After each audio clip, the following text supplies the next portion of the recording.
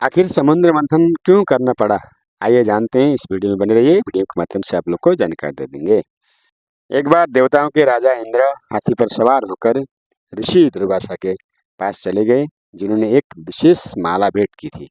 इंद्र ने माला स्वीकार कर ली, लेकिन उसे हाथी की सूंड पर रख दिया। हाथी को उस माला की गंध से चिढ़ हुई और उसने माला को जमीन पर फेंक दिया। इससे ऋषि क्रोधित हुए, क्योंकि माला श्री भाग्य का श्रीनिवास थी और इसे सम्मान के साथ रखना चाहिए। दुर्वासा मुनि ने इंद्र और सभी देवताओं को सभी शक्ति, ऊर्जा और भाग्य से वंचित होने का श्राप दिया। इस घटना के बाद देवताओं का शक्ति कम हो गया और असुरों ने हमला कर दिया और असुरों ने देवताओं पर विजय प्राप्त किया और देवताओं ने युद्ध को हार लिया और असुरों ने ब्रह्मांड पर सब नियंत्रण किया। और इसको ग्रहण करने के बाद देवताओं में हाहाकार मच गई और देवताओं ने विष्णु भगवान के पास गए और मदद मांगी, जिन्होंने उन्हें बताया कि अपनी शक्ति वापस पाने का एकमात्र तरीका समुद्र मंथन के कारण से है। समुद्र के नीचे जो मौजूद पवित्र अमृत का सेवन करना है। पवित्र अमृत केवल समुद्र मंथन से ही प्राप्त हो सकता है, क्योंकि देवता किसी भी शक्ति से वंचित थे। इसलिए उन्होंने अमृत प्राप्त करने के लिए, समुद्र मंथन करने के लिए असुरों को संपर्क किया।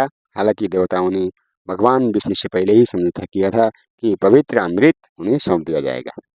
इस प्रकार समुद्र मंथन करने के लिए देवता असुर दोनों राजी हो गए और इसका प्रक्रिया शुरू हो गया। दूध सागर समुद्र मंथन का एक जटिल प्रक्रिया थी।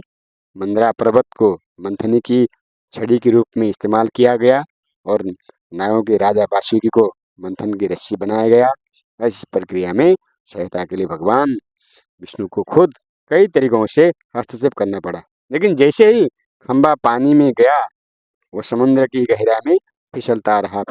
इसे रोकने के लिए भगवान विष्णु ने कछुए का रूप धारण किया और पर्वत को अपनी पीठ पर रख लिया। कछुए के रूप में विष्णु की ये छवि उनका दूसरा अवतार माना जाता है, जिसको कुर्म अवतार भी कहा जाता है। एक बार जब खंबा संतुलित हो गया, तो उसे विशाल सांप की वासुकी से बांध दिया गया और देवता और राक्षसों ने दोनों तरफ से रस्सी खींचना शुरू किया। सभी प्रक्रिया की सभी जड़ी बूटियां समुद्र में डाली गई और समुद्र से कई जीव और वस्तुएं उत्पन्न हुई, जिन्हें बाद में असुरों और देवताओं के बीच में विभाजित किया गया। मंथन के दौरान हलाहल घातक विष का एक बर्तन भी समुद्र से निकला था। ये इतना विषैला माना जाता है कि पूरी सृष्टि को नष्ट कर सकता था। भगवान शिव ने दूसरों को बचाने के लिए विष पी लिया। हालांकि पार्वती, भगवान शिव शंकर की पत्नी, उनकी गर्दन को दबाया और ताकि विष उनके पेट में न जा सके। इस प्रकार ये उनके गले में ही रह गया, तो ऊपर गया और नहीं नीचे गया और शिव सुरक्षित हो रहे।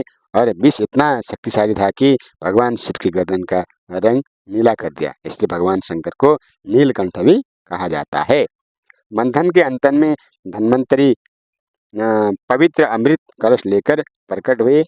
अमृत निकलते ही राक्षसों ने उसे जबरदस्ती छीन लिया, जिसके बाद देवताओं और असुरों के बीच युद्ध शुरू हुआ। अंत में मोहिनी का रूप लेकर भगवान विष्णु ने राक्षसों को धोखा दिया और अमृत कलश के वापस प्राप्त कर देवताओं को सौंप दिया।